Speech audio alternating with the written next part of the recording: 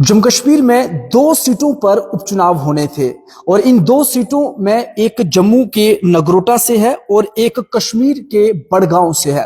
और इन दोनों विधानसभाओं में जो है बड़े लंबे समय से जो है अटकलें चल रही थी, पहले कि चुनाव कब होंगे।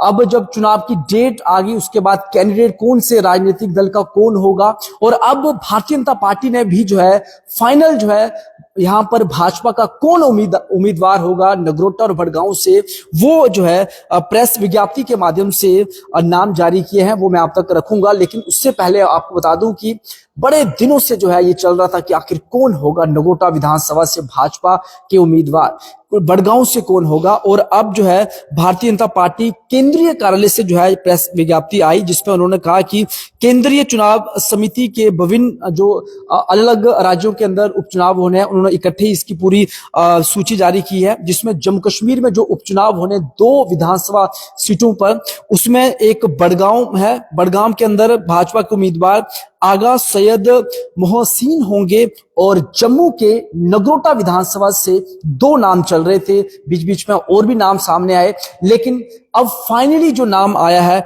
वो सुश्री दिव्यानी राणा जो है भाजपा के उम्मीदवार जम्मू के नगरोटा विधानसभा से होंगे।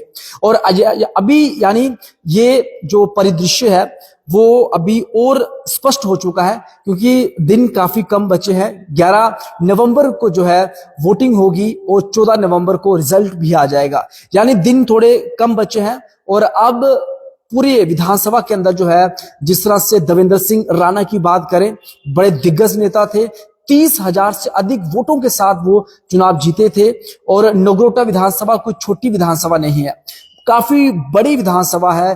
मथुआर तक जम्मू का जो आउटर एरिया है काफी बड़ी विधानसभा है। लेकिन जैसे ही उनकी मृत्यु हुई थी उसके बाद से जो है उनकी बेटी जो है दिव्यानी राणा, उन्होंने अपनी कमान संभाली, लोगों के बीच में गए और लगभग पिछले 1 वर्ष का समय जो होने जा रहा है जिसमें वो लोगों के बीच में लगातार एक्टिव रहे।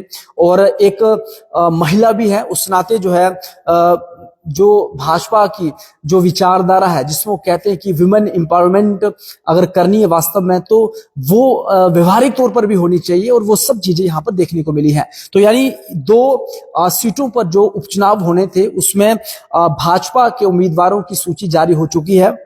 नेशनल कॉन्फ्रेंस भी जो है अपनी सूची जारी कर चुकी है और कांग्रेस ने अभी अटकलें चल रही है।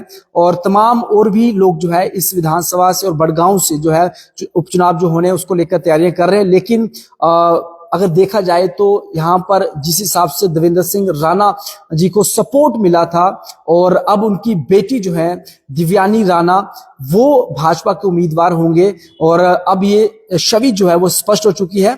और चुनाव जब होंगे 11 नवंबर को जब वोटिंग होगी और 14 को जब रिजल्ट निकलेगा उसके बाद ही सब कुछ सामने आएगा कि कौन से राजनीतिक दल का कैंडिडेट जीत कर सामने आया। लेकिन अगर एनालिसिस किया जाए तो इस विधानसभा के अंदर भाजपा की काफी मजबूती है, क्योंकि भाजपा को अगर 30,000 वोट विधानसभा में मिला था जब देवेंद्र सिंह राणा खुद लड़े थे, और उनकी इतनी अच्छी छवि थी कि वो हमेशा लोगों के बीच में रहते थे, लोगों के काम करते थे, घर के दरवाजे हमेशा उनके खुले रहते थे। और वही गुण जो है उनकी बेटी के अंदर भी है। सब चीजें ऐसा लगता है, कई बार जो है हम जब लोगों के बीच में जाते हैं बातचीत होती है तो लोगों का ऐसा कहना है कि दिव्यानी राणा यानी उनके अंदर उनके पिता की छवि दिखती है, उनके व्यवहार, उनका बात करने का तरीका, लोगों के मसले कैसे हल करने हैं, लोगों की बात सुननी है, ये सब चीजें उनके अंदर कहीं ना कहीं झलकती हैं। और वो तब से ही जो है डटकर लोगों के बीच में लगातार लगे रहे। और अब भाजपा ने जो है सूची जारी करने के बाद स्पष्ट कर दिया कि जम्मू के नगरोटा विधानसभा से दिव्यानी राणा भाजपा के उम्मीदवार होंगे। और अब प्रचार प्रसार जो है वो जोरों शोरों से शुरू हो जाएगा। आप लोगों की क्या प्रतिक्रिया आप लोग जरूर कमेंट बॉक्स में बताएं। इसी के साथ आप देखते रहिए जेके फैक्ट, वीडियो जर्नलिस्ट जसविंदर के साथ।